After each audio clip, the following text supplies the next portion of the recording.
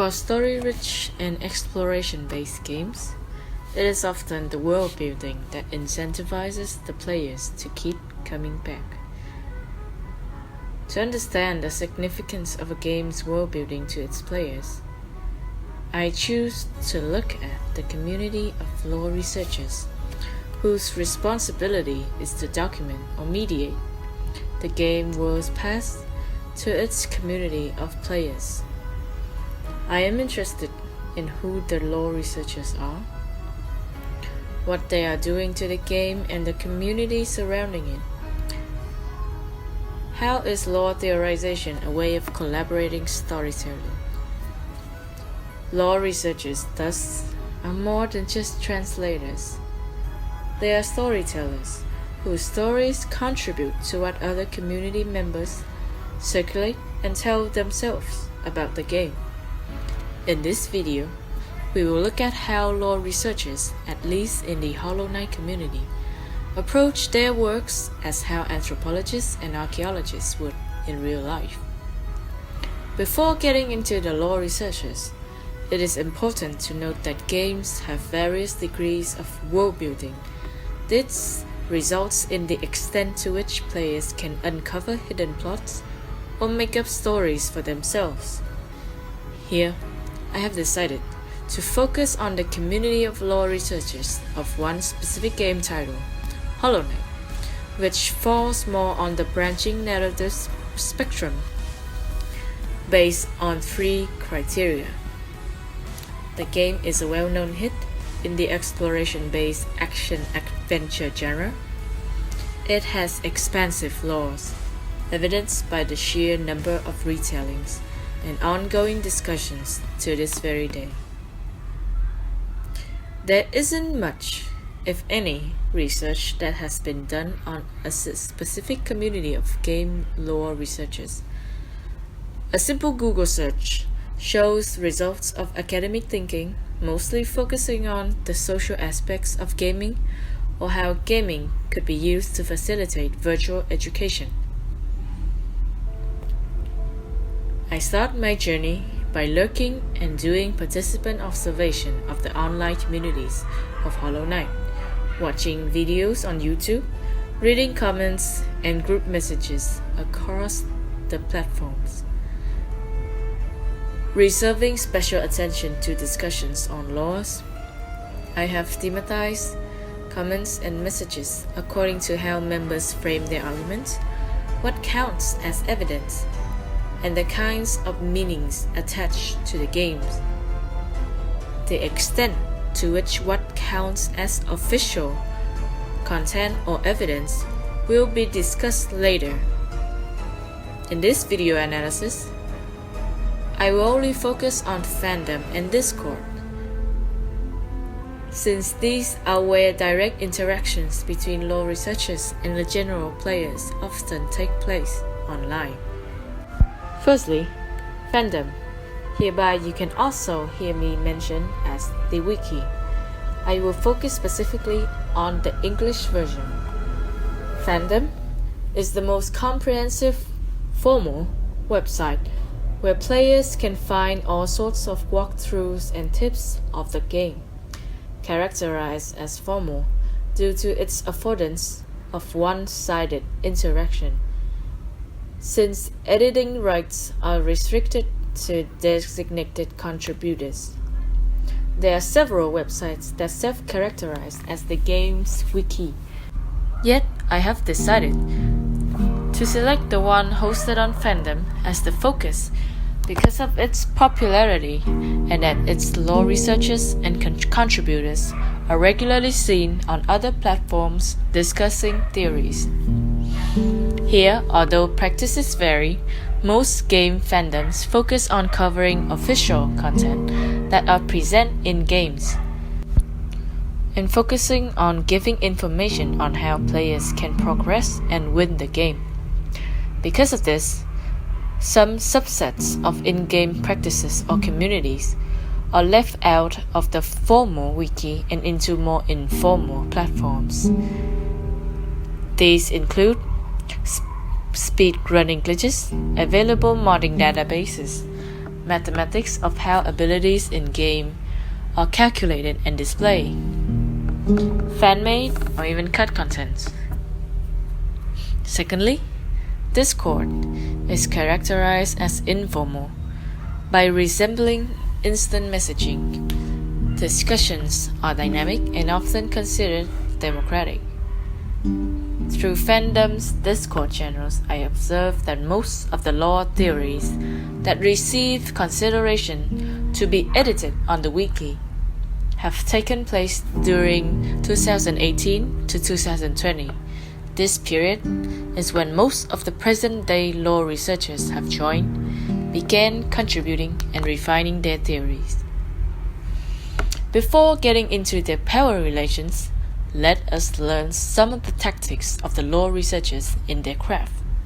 Lore refers to both the evidence of the game's past and or specific retelling that is the truth. It is the latter's search for quote-unquote truth that the lore researchers have set out to accomplish by making their theories as evidence-based as possible. Evidence, in the editing guidelines of Fandom, is defined as originating from in-game characters, objects, and environments, as well as official merchandise or the information that is confirmed by the developers themselves. In archaeological storytelling in games, Livingstone and others argue that studying the objects within the games helps players understand the lore more. Quote, a key component of archaeological thinking is the creation of multiple narratives of the past, multivocality, whereby the lives of different ages, genders, and classes are given equal weight, and no single version of the past dominates. Expanding on Livingstone and others, I argue that lore researchers uncover stories about the game world both through its objects and also everything that exists in the game's environment. These approaches can solely focus or integrate elements between the linguistics, visuality, spatiality, and musicality. Of the above, linguistics can be said to be the most commonly conducted, especially when analyzing dialogues and scripted tablets present in-game. This enables the lore researchers to view the game world from the eyes of the in-game characters or NPCs. This means that lore researchers often play and screenshot bits of dialogues found throughout the game to aid in their theorizations. With Hollow Knight, while most lores are not necessarily collected and analyzed in order to win the game, the understanding of lores remains important for the players to interpret what the game's endings means for themselves and what their relationship with the game world is.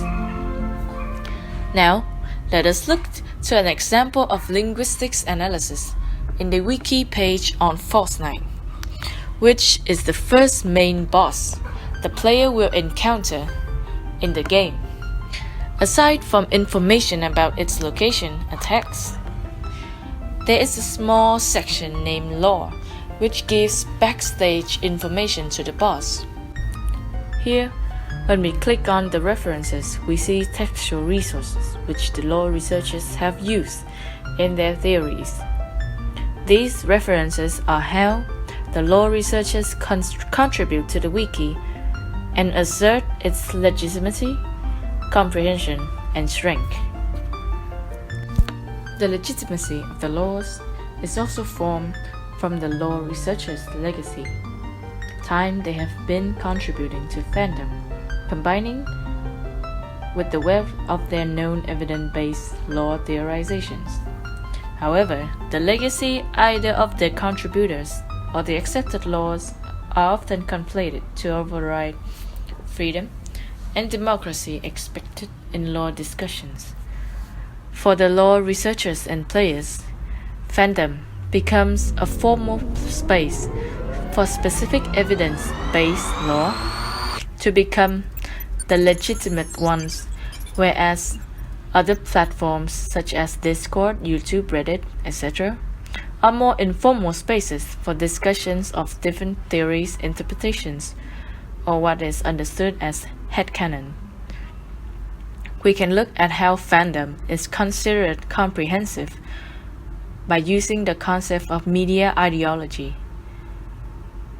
which Gershon argues that people associate certain features or ideologies to a medium or platform in relation to other available media or platforms. Here, fandom communicates the notion of comprehensiveness, partly due to its Wikipedia-like functions and displays. As players scour the wiki looking for tips to the game, they catch glimpses of the lore and thus further strengthening the lore's legitimacy. The fandom mechanics of separating roles between the administrators and moderators versus members also perpetuate the power relations between lore researchers. These power relations thus decide whose stories get to be featured on fandom, the extent to which an interpretation can be debated, or whether someone has been helpful or just annoying in presenting their own theorizations. Though there exists a coherent overarching storyline that the players generally accept, heated debates around unexplained for details continue taking place on Hollow Knight-related Discord channels. These debates are not only on different interpretations of the same evidence, but the details which the developers have not fully developed in the game. There are two express reasons observed to which members of Hollow Knight community readily immerse themselves in lore discussions. Firstly, it is the game world storyline that is more or less coherent, meaning there are few self-contradictory, if at all, pieces of evidence, and that the lore is not spoon-fed but hard-earned. Whereas modding helps players directly alter their playing experiences and transcend the game's systematic limits to their liking, lore theories add meaning to how the players interpret their experiences and motivations to keep them coming back to the game.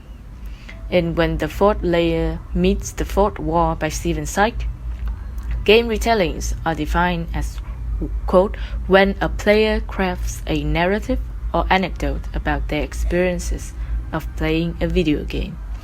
Syke argues that game retellings are instruments of reflection and reflexivity, in which players critique their gaming experiences.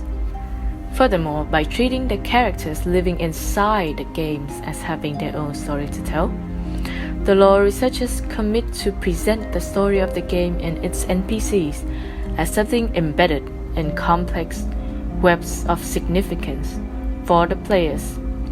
Thus, for Hollow Knight, the lore researchers act as anthropologists by becoming both the participants and observers of the community, attaching significance to the general experiences in playing the game. Geertz, in The Interpretation of Cultures, argues that the role of the anthropologist is writing up thin and thick descriptions to describe and contextualize a community experiences. In so doing, the goals of the lore anthropologists are to retell the game world's past in ways that other peoples are able to find meaning and agree with the large events or the fact that something happened, and or disagree with the interpretations of the details or how exactly did something happen. The Hollow Knight community of lore researchers strive to present their interpretations in the most neutral light as possible by collecting in-game evidence, going through debates with different wiki contributors and lore theorists, however small that community is. In doing so, the lore researchers both share their sincere love for Hollow Knight to the wider community of players, as well as attach significant meanings to their and other players' experiences with the game. What matters in the end is not what the developers say is true about the game world, but the stories that the players, influenced by the lore researchers and themselves, tell themselves about what truly happened. As the player has beautifully expressed their attached significance for the game. I quote, "The main thing that sets Hollow Knight from other Metroidvanias to me is the sense of realism given to every character you meet. Every time I met a new character, I felt as though I knew their sorrow, aspirations, and their fears. I feel as connected to them as I do with the knight." Thank you for listening.